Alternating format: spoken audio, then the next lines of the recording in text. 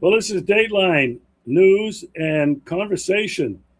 Back with me tonight is the one, the only Jack Gilroy. Jack, welcome back to the show. Thanks, Regis. I totally appreciate you allowing me a minor voice in the peace movement to have a Oh say. my God, you are a giant, widely respected. I mean, you've been raising hell for 80 years. You're 91, and since you were a kid, you're causing trouble. Oh I yeah, mean, yeah. you've been at it your entire life, and in my opinion, I've met a few giants. I think in the peace movement, uh, Brian Wilson, in my mind, is a rock star, Oh God, yeah. and he paid with uh, It was the like, loss of his legs, blood on the tracks, mhm. um, and I think he's influenced a lot of people. You are another one I think that's up there in my pantheon of people who have fought with their lives, put their lives on the line uh, for peace and for justice in the world. So it's an honor for me to have you and a privilege to continue this series. And we're not done with this because there's so much that I think what you have done with your entire life and what you stand for is so relevant today. And I'll tell you why I think it's so relevant today. Most of us, and I think you yourself would consider yourself a little voice, a tiny voice crying out in the wilderness. We don't have massive followings. We do what we do, and we're going to explore that. Why? But where we are today, and I know you agree, mankind has evolved to the point where mankind has developed a weapon, an evil weapon that can end all life on the planet. And so the things we're talking about is a reawakening for people around the world. We're talking about education, trying to educate people about the truth. And tonight, Jack, I want to, on a really personal note, in fact, the shows we've done already have been very personal. Um, but I'm going to ask you the question, Jack, why on earth have you been fighting against injustice, against nuclear weapons, against wars, against the church's position, silence? Why have you been doing that? You're 91 years old. Doesn't look like we're getting very far, Yeah, but why have you been doing it? yeah. It's been frustrating, right? Regis. It's no matter what all of us do, we just keep questioning ourselves. Why are we not changing things? Why has change not happened? But why do we do it? I think it's very basically because many of us have a moral imperative. And the moral imperative is simply do the right thing. And we know that the right thing has not been done and it's not being done now. And so it's not, the question very often comes up. I've heard it many times, how effective is what you're doing? What victories have you had? Uh, how have you changed anything? And of course, there are multiple ways to answer that. And the first answer, I guess, is it's not a question of how effective you are, but how you are focused on doing the right thing. And that, we can't really think of immediate, uh, and results from what we're doing. We're living in an evolutionary time now, and I firmly believe that nonviolence will someday win if if the insane people are not successful the end timers and the political and egotistical individuals behind what is going on in the world today are not going to push us to eventually use nuclear weapons. And that's the ultimate. That is, of course, the end of all. So what can we? I think in your question, why is it that you are so focused on justice? And I think I've told you the story somewhere along the line of personally how at 5 years of age I witnessed something that was violently and racially uh, horrible in Lackawanna Station in Buffalo, New York, in the summer of 1940. I was 5 years old, and I witnessed with my father and my mother the beating by Buffalo police of a black man. And not just the beating, but is so vivid in my memory of him going down in blood all over the floor of that Lackawanna station. And they continued to beat him. And my father grabbed me because I was just staring at it and pulled me away. And he said, "We've got to leave. We've got to go." And we went. But that image has never left me. That image of violence. And I had not known black people because we really only had two black people in the little coal town that I grew up in. But I always, after that, just thought such kind thoughts about Huey and Louie. What did they do? They were the shoe shine people. And I refused to ever have my shoes shine because I thought, even as a little boy, it was demeaning to have a man shine my shoes. Um, I appreciate that. And you mentioned it as a 5-year-old. You witnessed violence. Jack, you're 10 years older than I am, but in our entire lives, all I have witnessed at the hands of my country has been violence. I'm 81, 1945. Our country has been at war, killing millions and millions of people all over the globe, when our security has never been in question. It's American interests, money, land, resources, cheap labor. And they sold that to us. We're spreading freedom and democracy around the world. But, Jack, today, I don't think the world has witnessed violence on such a scale as we're witnessing today. One example, the Israeli genocidal entity, genocide in Gaza, in Palestine. Jack, I can't believe that Americans are not seeing some of the devastation in Israel and Gaza.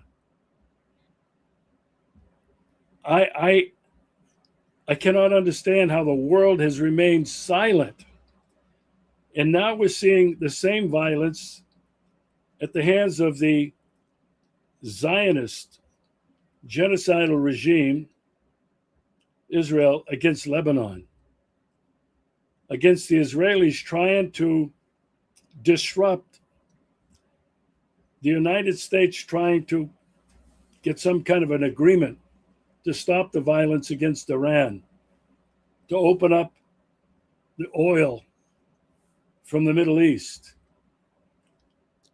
Jack, it makes me angry that it seems to me that Americans and people around the world are more concerned about getting their oil, keeping their economies going, and their lives somewhat normal, and ignoring the violence that we're seeing at the hands of the United States, completely behind Israeli violence in the Middle East.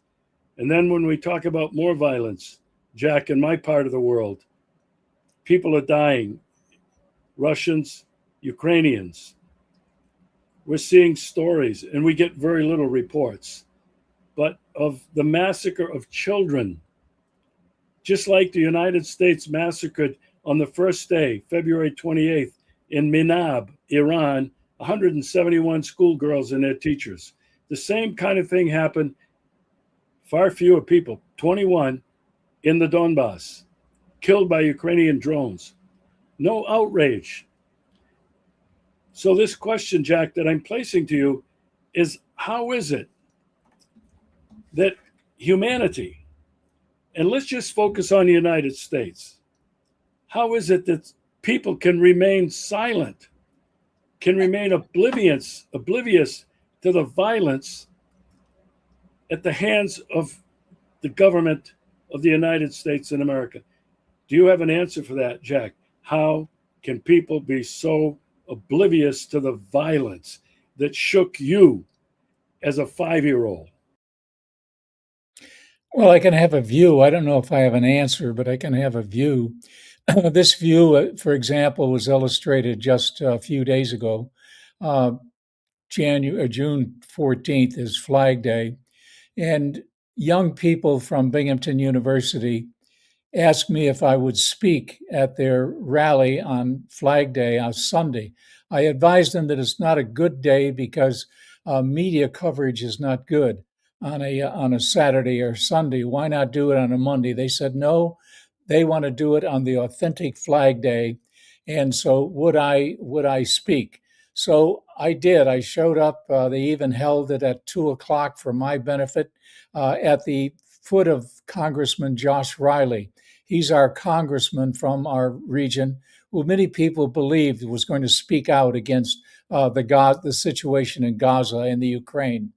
But instead, Josh Riley has been a major promoter of more weapons to Ukraine, more weapons to Israel. He's a Democrat, and they thought that perhaps maybe he would change from his Republican predecessor. So we stood outside of his office on a Sunday afternoon. Obviously, nobody in the office, no TV cameras around. I wish there were. What I did when I was the first one to speak, I held up a flag of the United States. And the flag, I said, was a flag that has been soiled, has been dirtied, has had huge numbers of violent situations over the years that could have been prevented through diplomacy and through basic love, whether Christian love or humanistic love. It could have been prevented. And I invited people to come up, and I laid the flag on the ground in front of Congressman Riley, Josh Riley's office, who, by the way, just last fall came back from a junket to Israel, where AIPAC, the American Israel Political Action Committee, paid his way.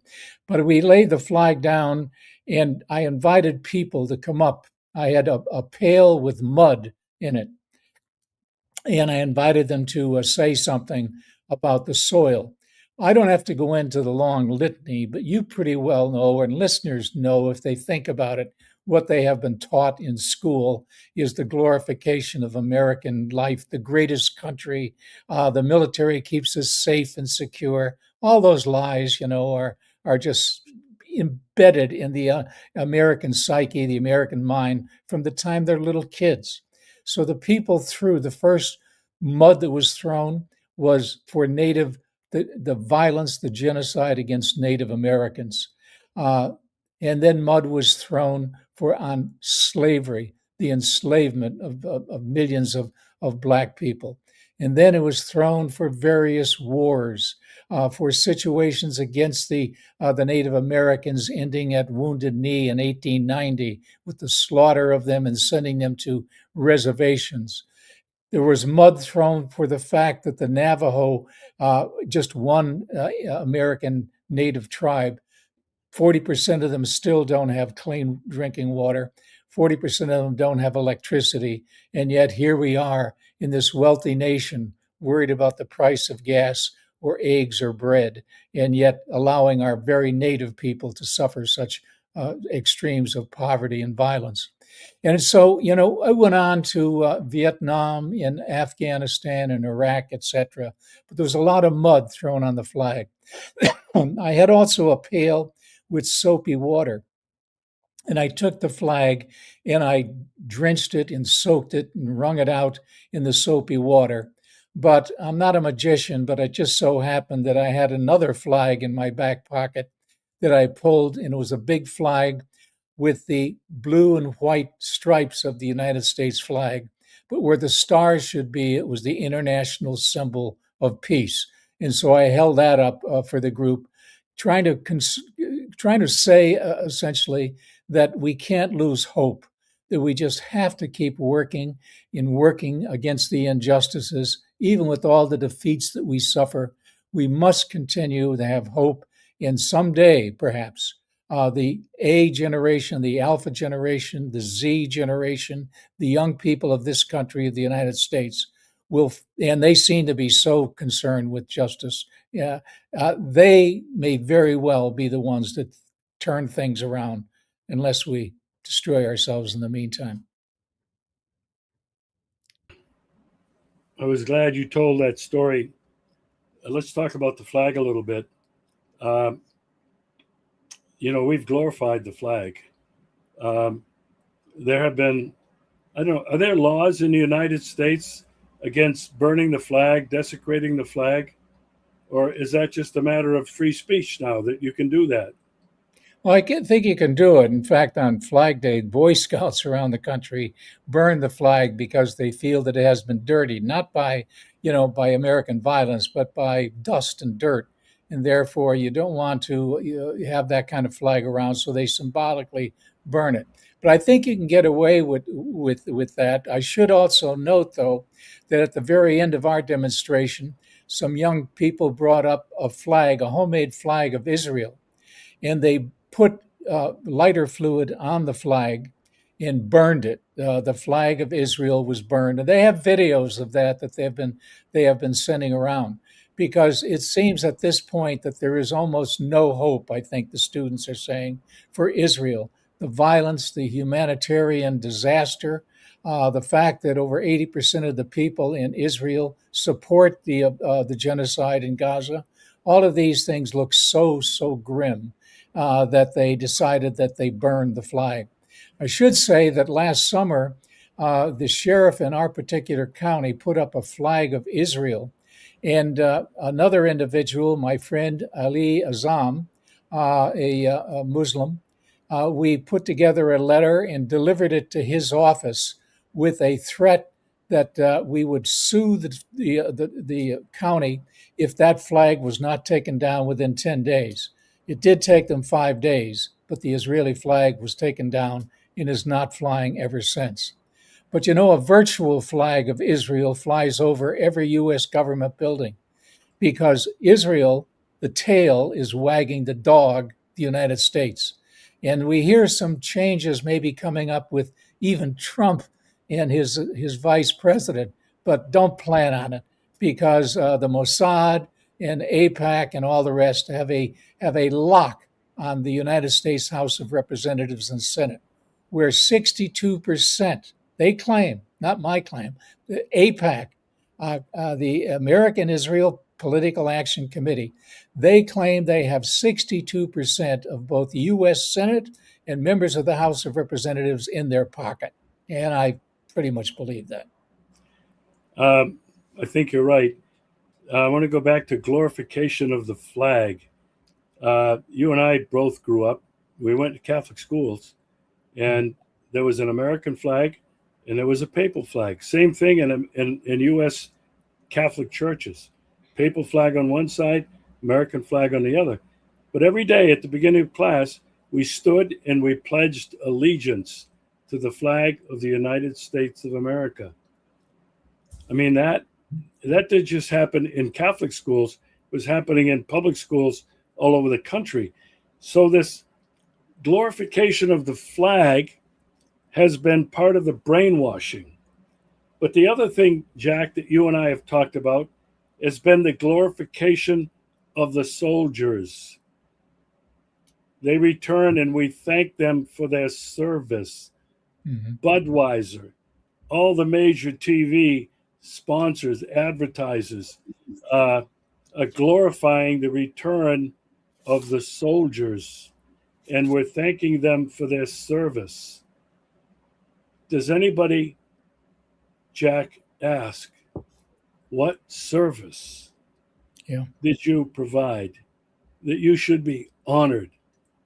Now, the flip side of that, Jack, is when the guys were coming back from Vietnam, they were throwing their medals, throwing them away at the White House. They were protesting. They were Right. saying, we were sent to kill. They lied to us. Today, you don't hear much of that anymore. Uh, but there are many soldiers who are coming back and saying, I don't want to fight for oil, for bankers. The younger people, as you mentioned, are beginning to understand what it means, the injustice, the sacrifice of lives. And Jack, this is why, and you can go wherever you want on this. This is why we did the show last week. And we did the show about your Rising Together theater company. It was basically focused on young people, universities, and high schools. I want to continue to promote that. We've talked about it privately in our email conversations. We'll come back to that. But I think as you you did, you said the younger people today are the ones who are waking up. I want you to jump off from this flag worship, this worship of our soldiers who are returning and thanking them for their service, to how young people are viewing that. Okay.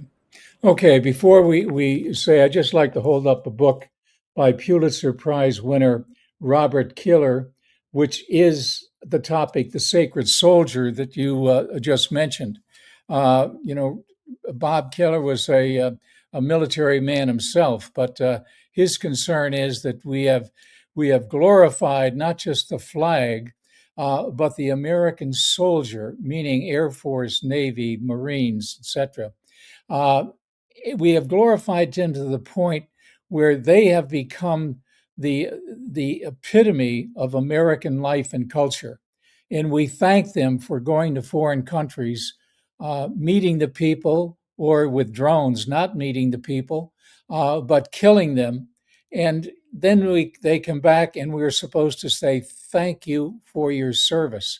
The horror of it all is something that is implanted in the American mind, that you hear at the cash registers of when the individuals will have military caps on, or say something about getting a military discount, and it's always thank you for your service, not being aware of the fact that their service may very well have been the destruction of those 172 little children in Iran, little girls, or, the millions of people who have been killed around the world by the United States military forces over decades and decades. So, yes, I think we can't drop that point itself. But what are young people thinking? They're not necessarily thinking as people of your age or my age, or younger generations. The alpha, the young, from to up to 15 years of age, and the kids now that are not kids but young adults, being referred to as the Z generation, seem to have a different sense of justice and a greater concern for justice than many of the so-called best generation, right? That was said of the World War II era. And that concern is seen very often in their attitude about war. They no longer seem to see any great interest in destroying people, but especially in their concerns about the environment. It's the young people who have been so forward in saying that we just cannot continue to dirty our own nation and our world. We've got to make some changes.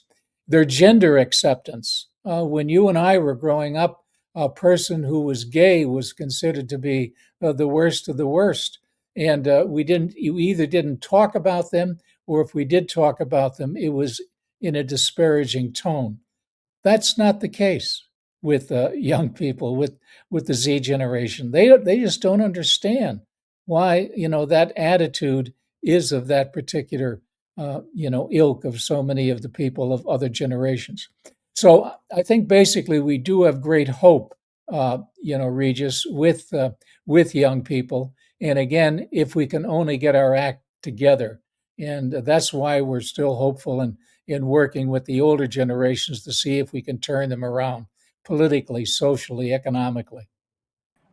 You know, uh, there's so much to talk about, but I want to get back to the glorification of war and the troops, and I have been out of the United States for 6 years now, um, but I do recall, and I was a big sports fan. I love sports.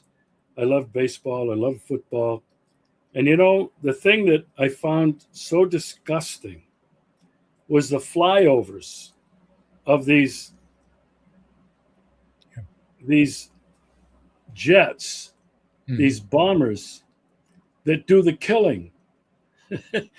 And they pan back to the players, and the players are just looking like, oh wow, this is incredible. And when they look at some of the football players, they're, huh, yeah, they're feeling all this machoism that they see these planes come roaring over, Mm-hmm. and the crowd is screaming. Uh, they're going crazy about this, and I always found that so disgusting. But when you look at it, and you look at everything we've been talking about, Jack, it's part of the programming, the part of the programming that has been ubiquitous everywhere in American society.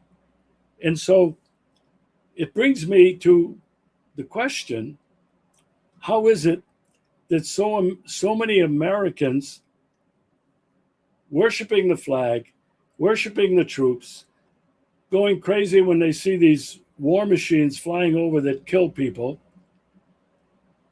how they can't make the connection to what we've been talking about in Gaza, in Palestine, in Iran, in Ukraine, in Russia, wherever, that Americans have been killing people from Vietnam to Afghanistan.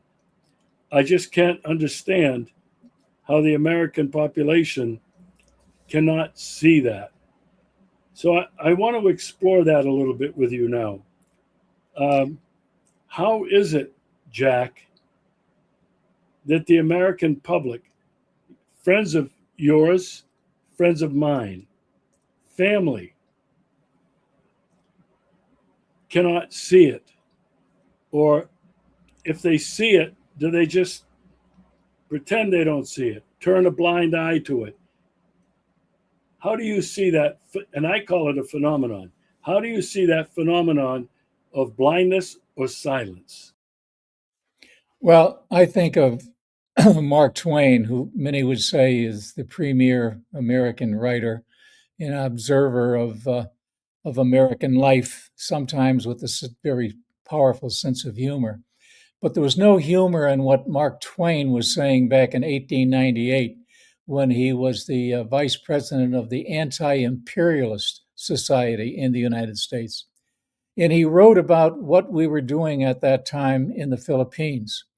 We, of course, after Wounded Knee in 1890, had total control over Native Americans. And now we wanted to reach out in the beginning of our major imperialist move that we still live in today.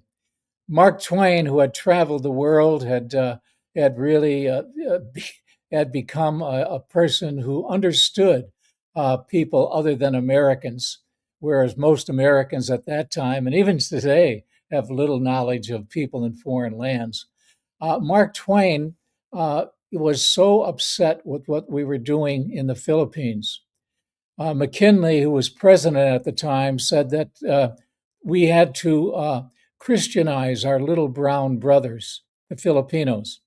Of course, his sense of history was about as equal to Trump's sense of history because the Philippines already had Jesuits and others, Methodists, to convert Filipinos to Christianity.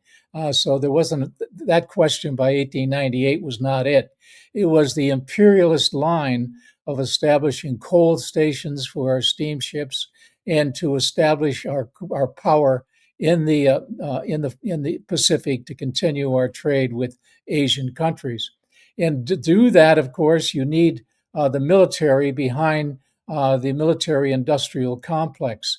And he saw that very early without calling it that. And he wrote of the slaughter of hundreds of thousands of Filipinos who resisted the Americans coming in. They had first been subdued by the Spanish, but not with the terror and the horror that the Americans were doing. And he gives specific illustrations of that, which you can look up online about the slaughter.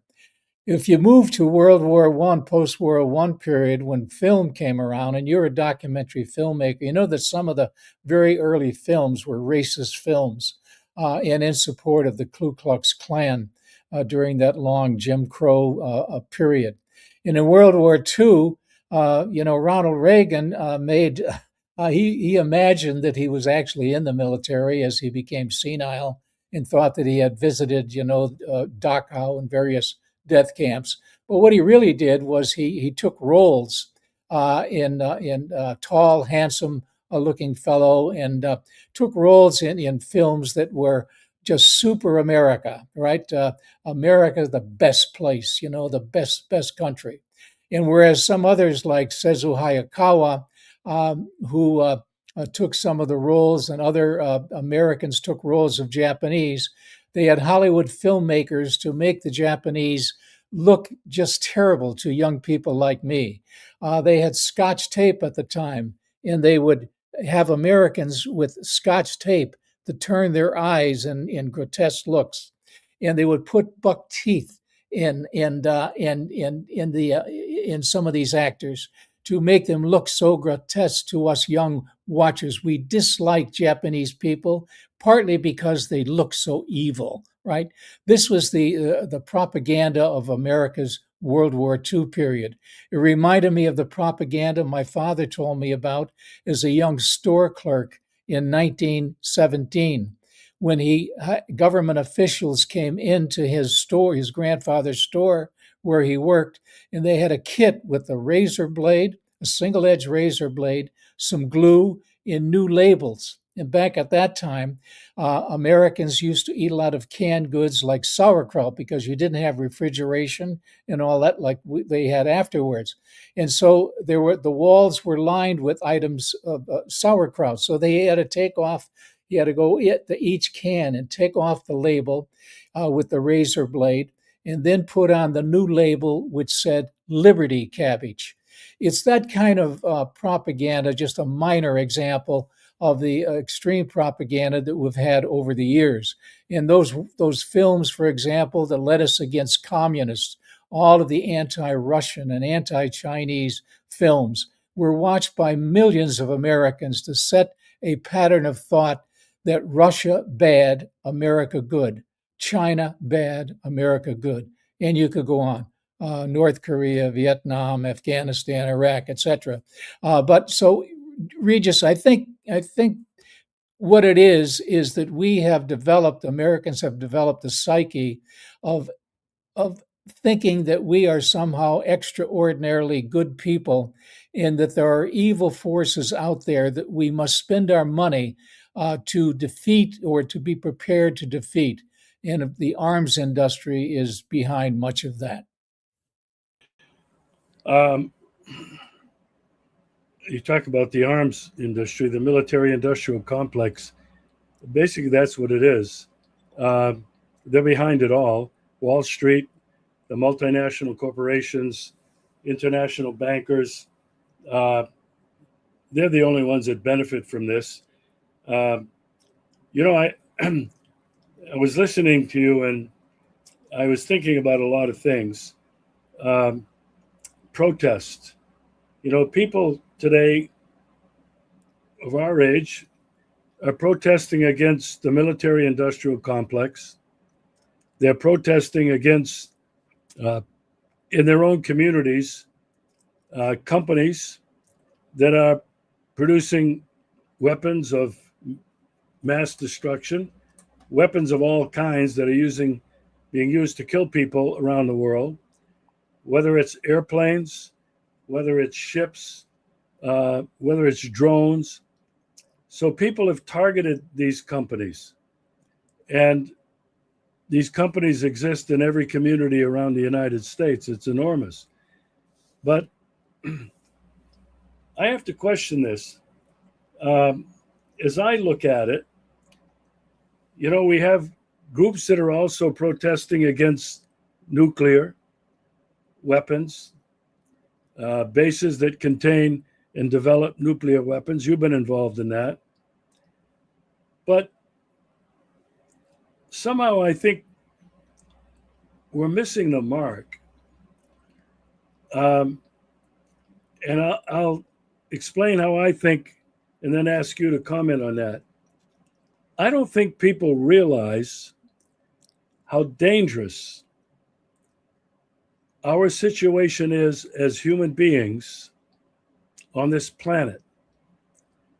Never before, never has the possibility of extinction been real and imminent.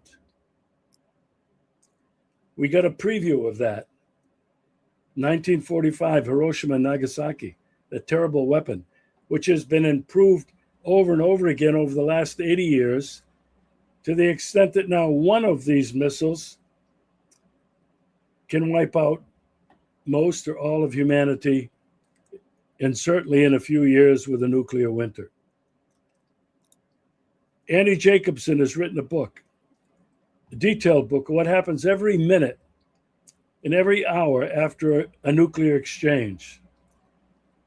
It was a #1 bestseller. Did people react to it? Did the masses react to it? That, yeah, tomorrow it could be all over. I have no future. My kids have no future. So from where I'm coming from, I think people that are protesting have also got to realize that it really is extinction. That, for example, the weapons of mass destruction, the weapons that are being produced by the military-industrial complex, oil industries, all these people who are making money on their investments don't seem to understand that it's the extinction of life that we're talking about. What are your thoughts on that, Jack? Well, yeah, I was 10 years old when the bomb was dropped on Hiroshima. I was in New York City, actually staying with my uncle and his family. He was a detective in Central Park, and I used to go with them each day into Central Park, and especially loved the zoo and all. But we came home that day. I remember December 8th, the newspapers had reported on what had happened the day before. In the New York Daily News, I can still remember it. You could go back and check it. They call it the A bomb, right? And they had an illustration of the atomic bomb there, and that all the people who had been killed. And the general feeling was this is going to end the war, and that's a good thing. We had no knowledge of the fact that the political, social actions were already involved in it. That Truman had this great hate for Russia, for the Soviet Union, and that he wanted to show the Soviet Union with this demonstration, not just with Hiroshima, but also with Nagasaki 3 days later, that we were the king of the roost. We were the ones who were now in control. And even though Russia, he wouldn't say it, mainly won the war, World War II, that nevertheless now we were the ones who we looked upon as the fearsome group. And that was the beginning, of course, of the nuclear race. And by 1949, Russia, or Soviet Union, I should say, had the development of not only atomic bombs, but eventually hydrogen bombs, much more devastating than the nuclear devices of Hiroshima and Nagasaki.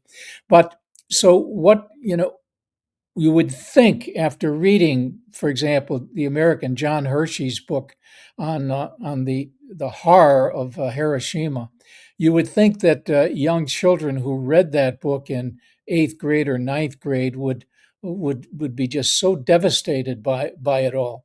But again, the power of the American culture, led by the military industrial complex, the arms makers, have been so successful in educating people that we need those weapons in order to keep us safe and secure.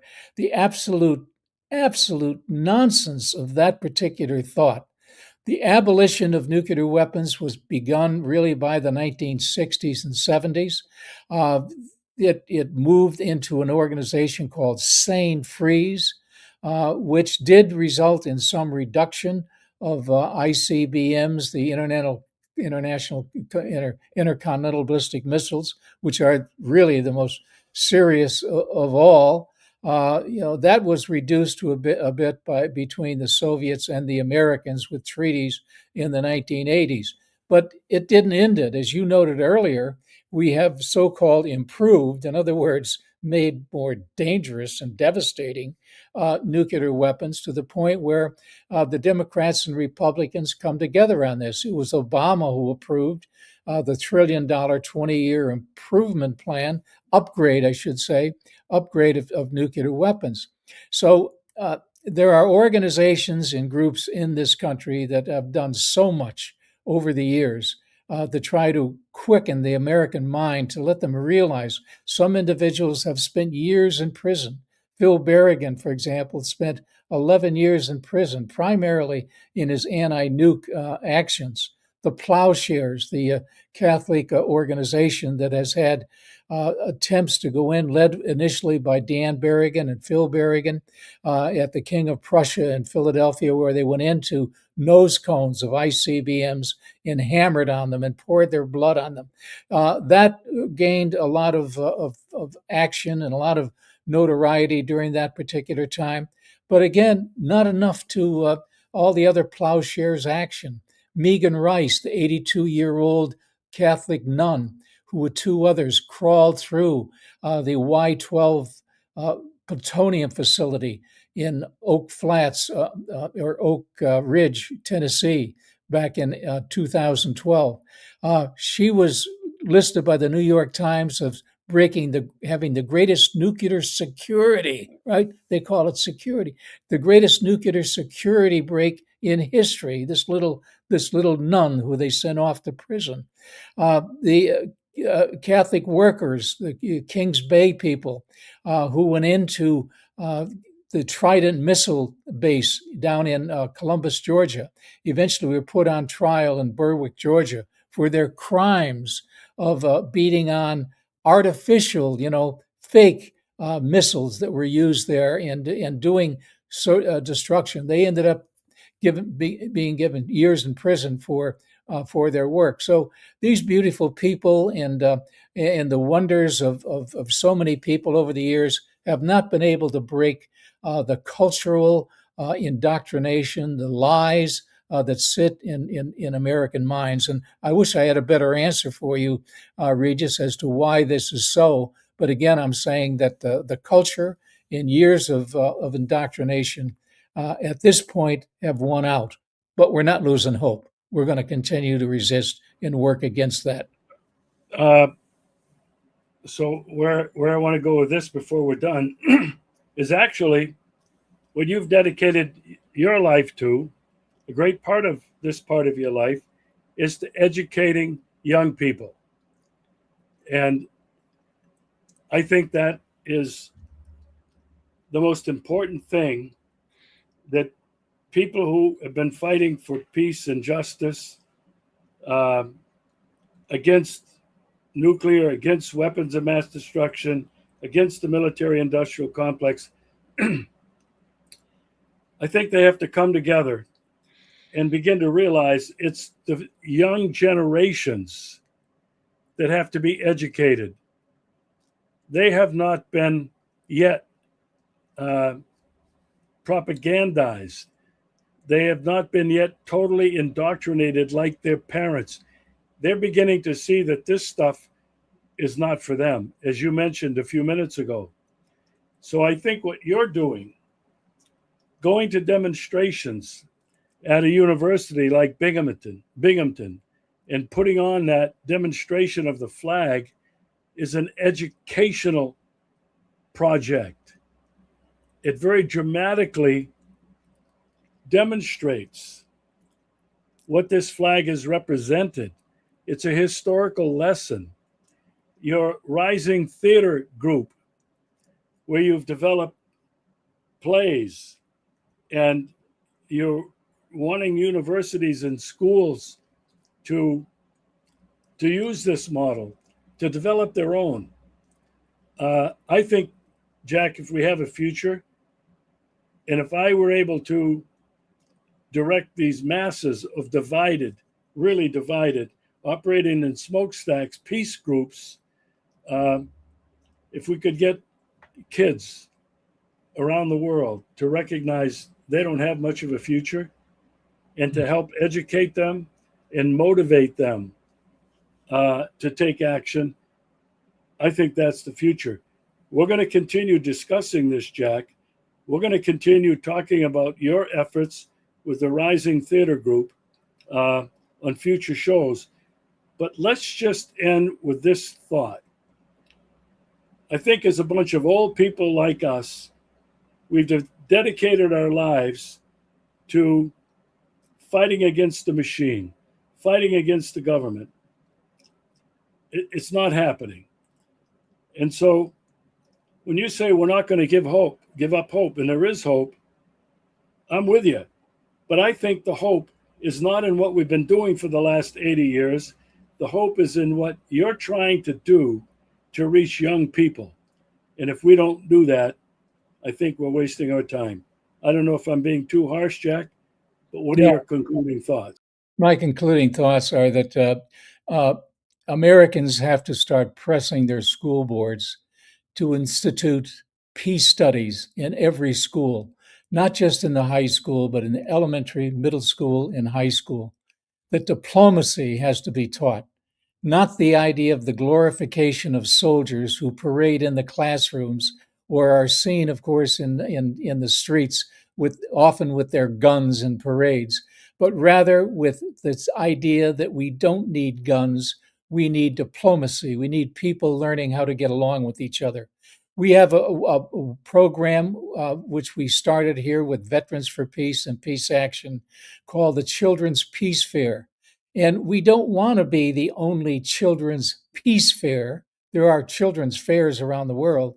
But if you go into Google or any search engine, you will see that unfortunately, we have the only children's peace fair. We want to share that, and we now are making a new video to try to get around worldwide. They have schools around the world have at least one day as a start where kids focus on the concept of peace. And so that's just another possibility that we have. I urge everyone to please take a look at our website, childrenspeacefair.org. Boy, I wish I had that ready ahead of time. Childrenspeacefair.org. Is that all one word? Children's. Right. It is. I can bring it up again, and I'll send you our new video, which our sound guy, Bob Graves, is putting together as we speak. I definitely want to join forces with you, and with a little squeaky voice like mine, I'd like to explore what you're doing with the theater company, what you're doing with the Peace Fair, because I believe it's like you throw a pebble into a nice calm pond, and it ripples out. You don't know where it's going to end. You don't know who it's going to reach. But I believe what you're doing is incredibly important.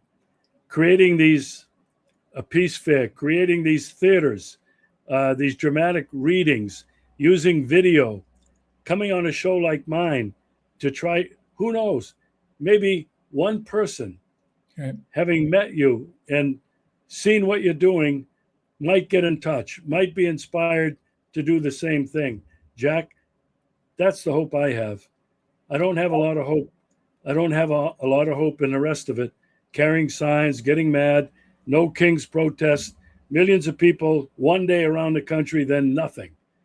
Right. Nothing happens. And yet we get closer and closer to the unthinkable. And that's what's really troubling. You and I have young children, grandchildren, Mm-hmm. and my youngest son just had a baby boy. If I were having children today, I wouldn't. Looking at the future, the immediate future, I don't see a lot of hope for these kids. I don't see a future uh, where they can realize what peace is like, what justice is like. I don't see a future where they might not even be able to survive. And I hate to end on that note, but that's not the note we're ending on. It's we are not going to give up. We are not going to bow down. We are not going to get on our knee in the face of this evil. And that's what it is that we're facing. It is.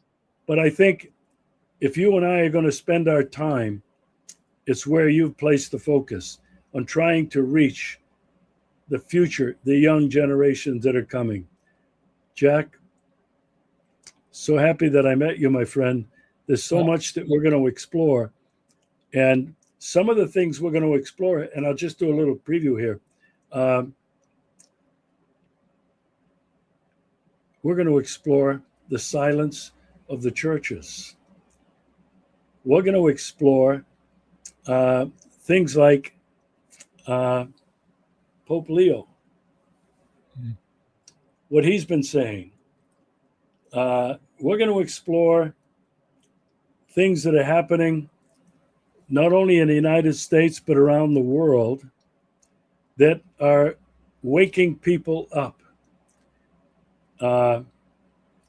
I think there is a reawakening that is happening.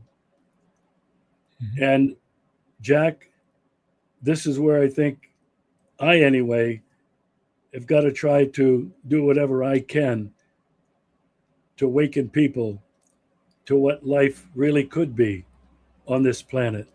We're going to talk about the things that are being done to dehumanize us, deprive us of our basic humanity, to really destroy our souls. And these are all things, Jack, that not enough people are talking about. I can't thank you enough, my friend. We'll see you again next week. Thank you, Regis. I really appreciate your hopefulness.